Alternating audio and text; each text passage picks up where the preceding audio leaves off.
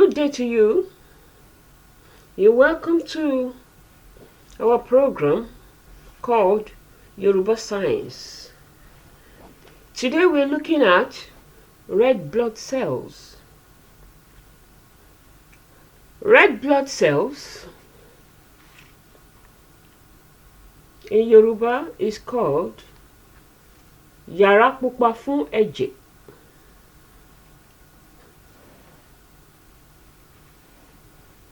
I'm trying to stabilize it.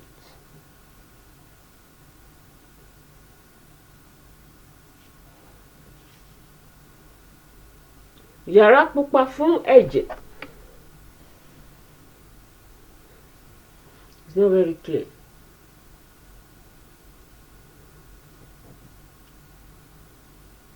Yàrá pupa fún ẹ̀jẹ̀ yìí inú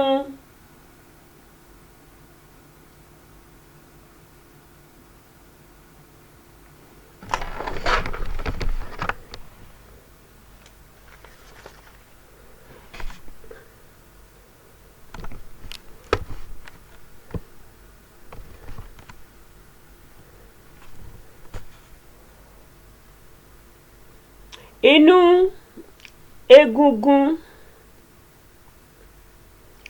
ni wọ́n ti ń ṣe. Inú egungun wa ni wọ́n ti ń ṣe.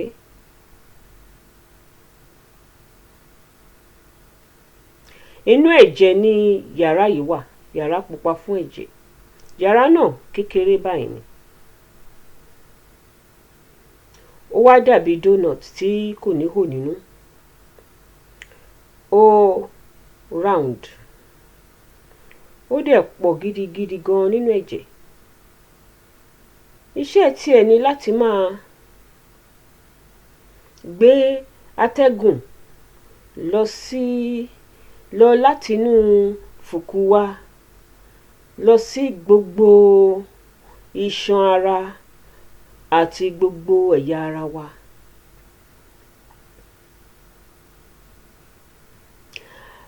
Bí ó dẹ̀ ṣe ń gbé atẹ́gùn yìí lọ,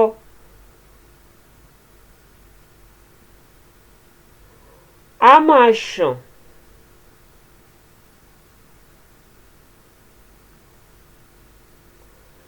A sì máa pín atẹ́gùn yìí yíká